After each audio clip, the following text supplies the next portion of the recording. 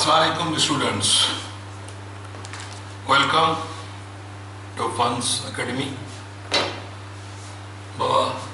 Chapter number 3 motion continua.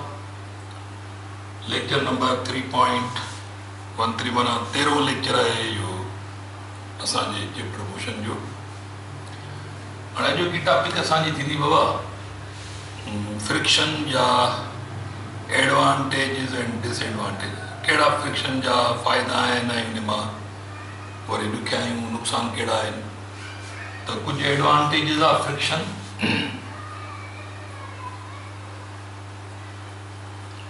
Advantages of friction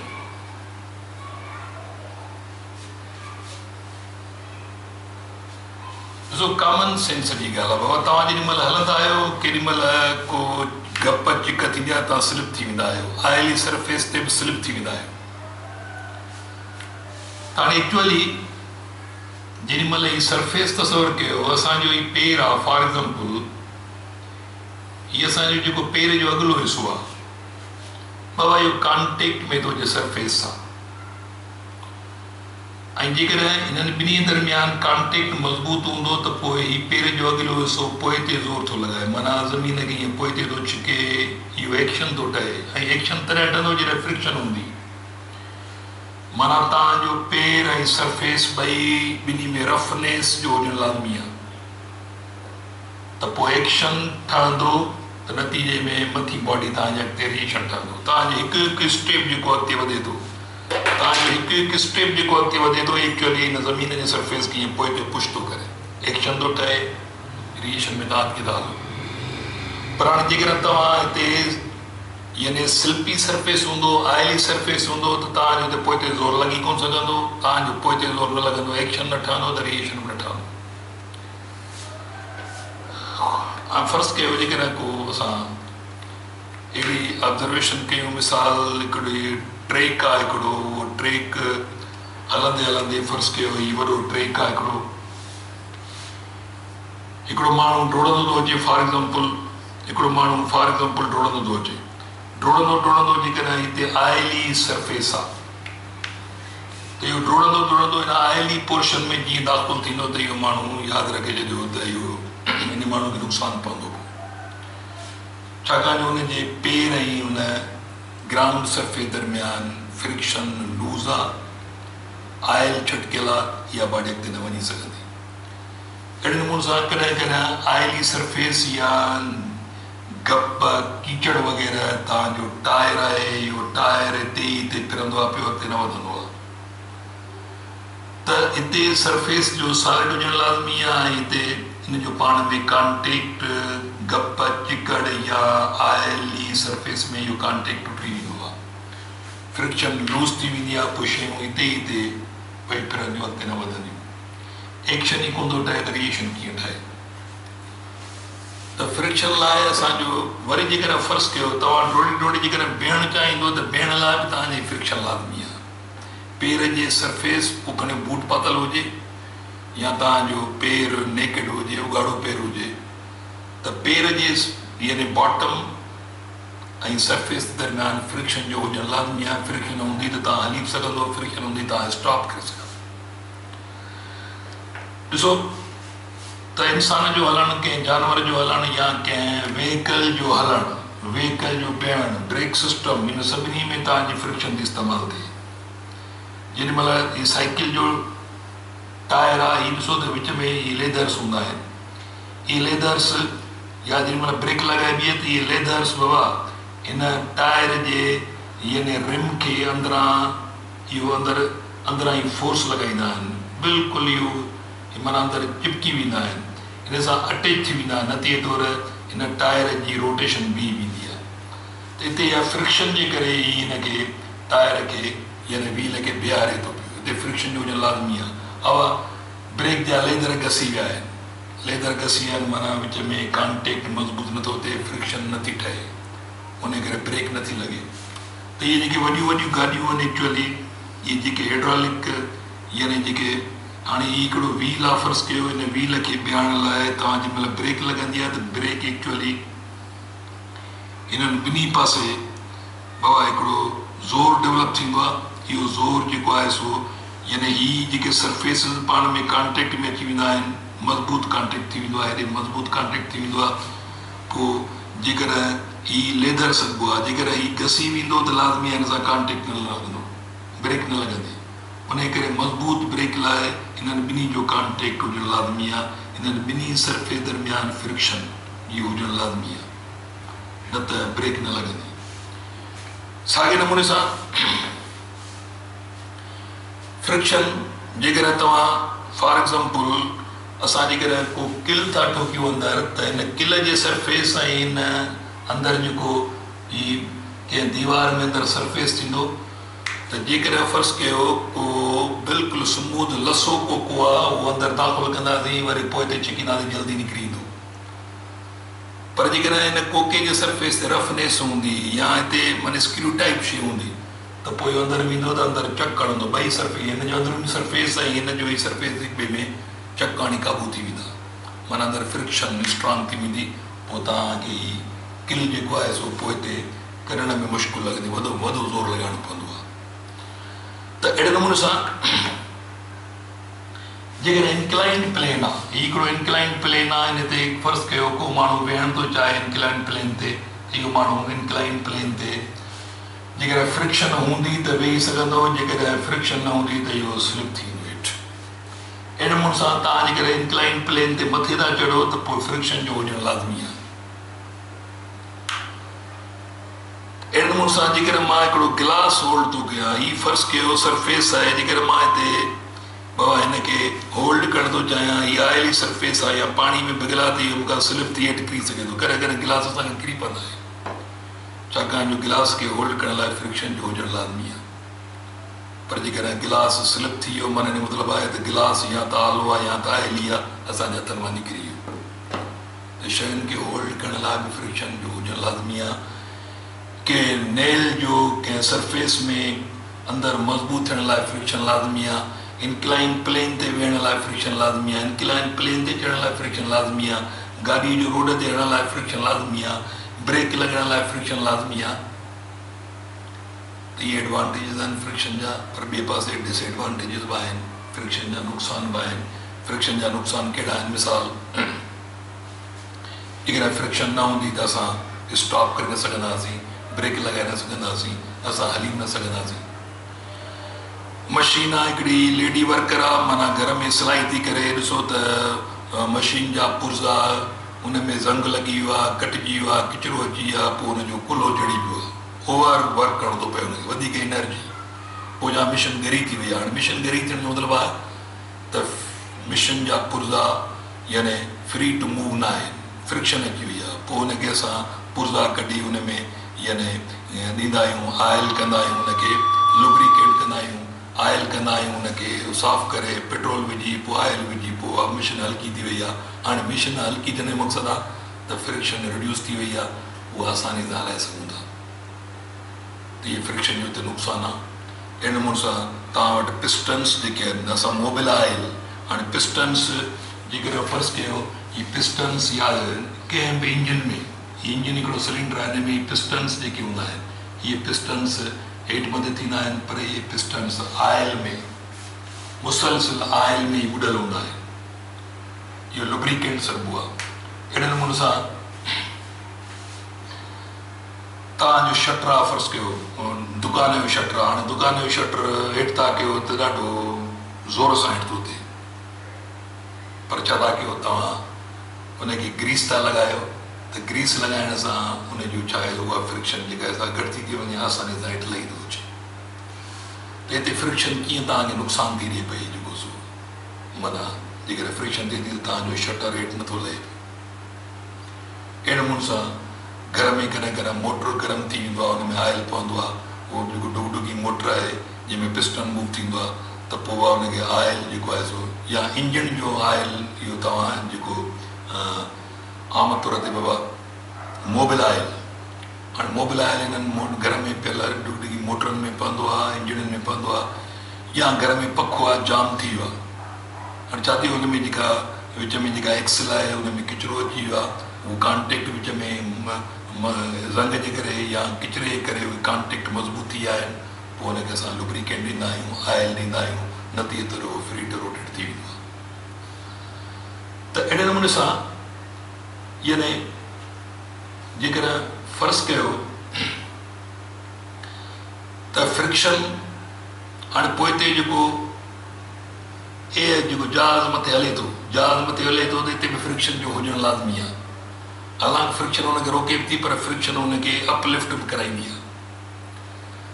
त friction जो या मुख़्तलिफ़ क़िस्म जा जेके फ़र्ज़ु कयो हिकिड़ो जहाज़ आहे जेको ही पोयां प्रोपेलर हूंदा आहिनि, ही प्रोपेलर माना हिकिड़ा फैन्स हूंदा आहिनि, इहे छा कंदा आहिनि, इहे फ्रिक्शन जे करे पाणीअ खे पोइ ते बाबा उछलींदा आहिनि, त नतीजे में जहाज़ अॻिते हलंदो आहे।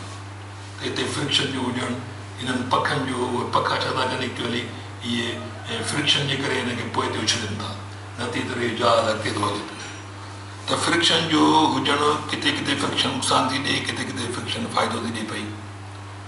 त अहिड़े नमूने सां इहे फ्रिक्शन जा फ़ाइदा नुक़सान तव्हां पंहिंजे बुक्स खे खोलियो, अञा इलाही शयूं लिखियल आहिनि जेके असां तफ़सील सां हिते नथा बयानु करे सघूं। उन करे इहो वधीक तव्हांजो कमु आहे त शयुनि खे खोलियो, खोटियो ऐं वधीक तफ़सील में हलिया वञो। उन खां पोइ असांजो स्टोक्स लॉ आहे।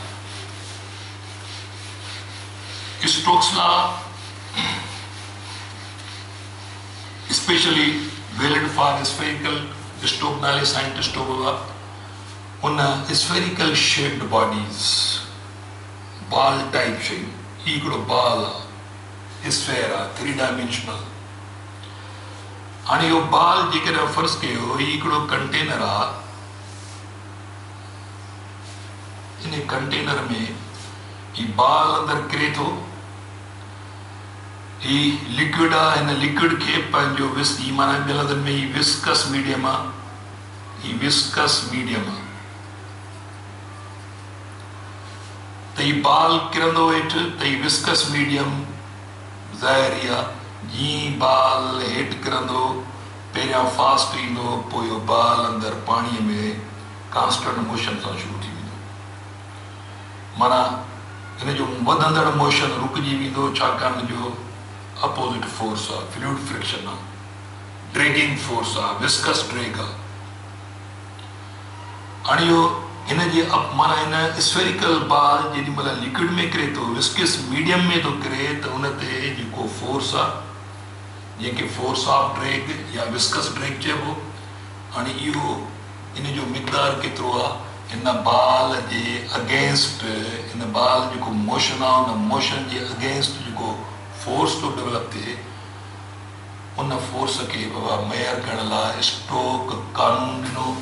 उहो कानून यानी dragging force acting on falling body, spherical falling body through viscous medium is equal to 6 pi eta radius speed. Here 6 pi the constant आहे, हिते eta जेका आहे सा viscosity आहे, मीडियम जी प्रॉपर्टी आहे। माना ड्रैगिंग फोर्स जो ताल्लुक विस्कासिटी सां डायरेक्ट प्रोपोर्शनलिटी आहे। माना जंहिं मीडियम जा मालिक्यूल वधीक अट्रैक्शन में हूंदा हिक ॿिए सां, त उहा वधीक विस्कस मीडियम आहे।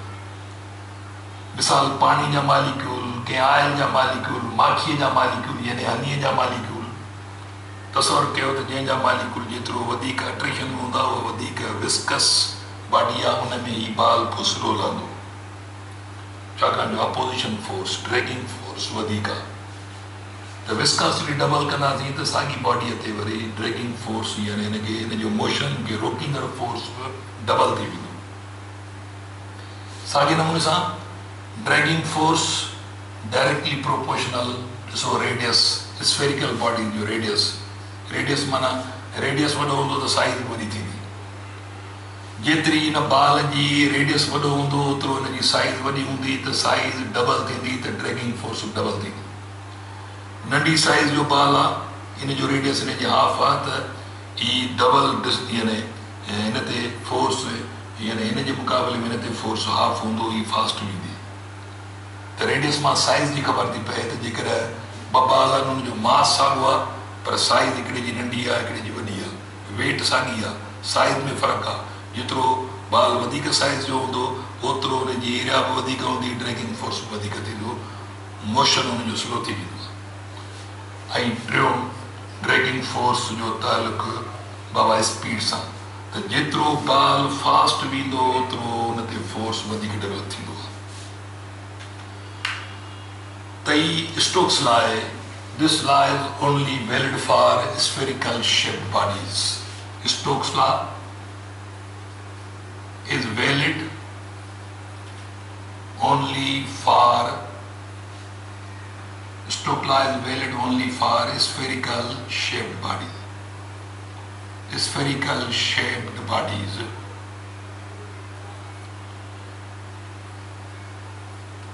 Spherical shaped bodies. माना जिन बॉडीज़ जी शेप बाल टाइप होंदी, उन बाल टाइप शयूं विस्कस मीडियम में थियूं फॉल कनि, किरनि, त उन्हनि ते जेको ज़ोर अप्लाई थींदो उनजे मोशन जे अपोज़िट उनखे ड्रैगिंग फोर्स चइबो, या विस्कस ड्रैग चइबो, या सिंपली ड्रैग चइबो। त उनजो फार्मूलो हीअ आहे ऐं उनजो असां रिलेशन ॾिसो त कीअं हीअ ॾेखारियो तव्हांखे। ओके, उन खां पोइ वरी टर्मिनल वेलासिटी आहे। हाणे terminal velocity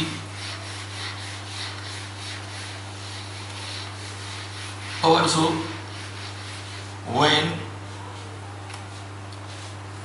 body falls in viscous medium, हिकिड़ो बाल आहे विस्कस मीडियम में किरे थो। when body falls in viscous medium, then its velocity becomes uniform. Such a uniform velocity is called terminal velocity. ये बॉडी हिट किरंदी त पोइ इन में जेका एक्सेलरेशन आहे ख़तम थी वेंदी, कांस्टेंट वेलासिटी सां बॉडी हिट किरंदी आहे। then this velocity is called terminal, T for terminal velocity, यानी terminal velocity. terminal velocity when velocity, terminal velocity, when body falls into viscous medium, its velocity then becomes constant acceleration, zero थी वेंदी आहे। त पोइ इन constant velocity खे terminal velocity चइबो।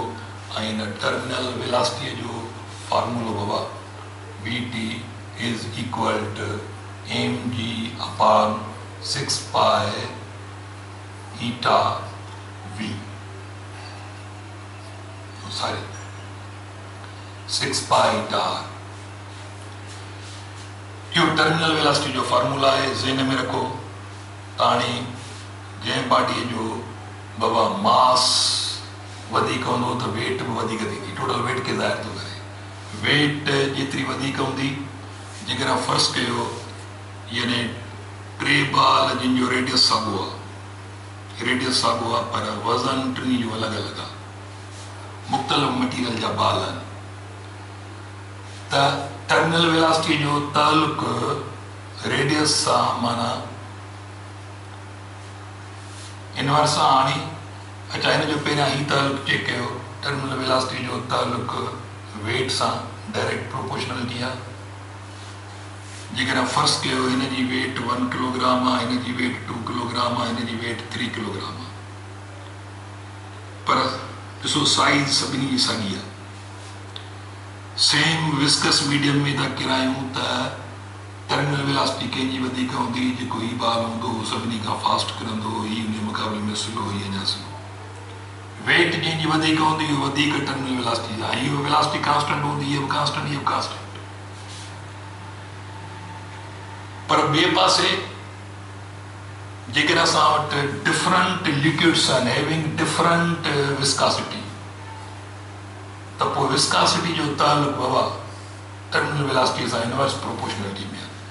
जेको मीडियम वधीक विस्कस हूंदो उते टर्मिनल वेलासिटी ओतिरो स्लो थींदी, माना इहो जेका यूनिफॉर्म वेलासिटी हूंदी ओतिरो स्लो थींदी। रेडियस जेतिरो बाल जी साइज़ वॾी हूंदी, शर्त इहो त हुनजी वेट साॻी हुजे, जेतिरो रेडियस वॾो हूंदो ओतिरो terminal velocity, double radius terminal velocity of inverse proportionality आहे।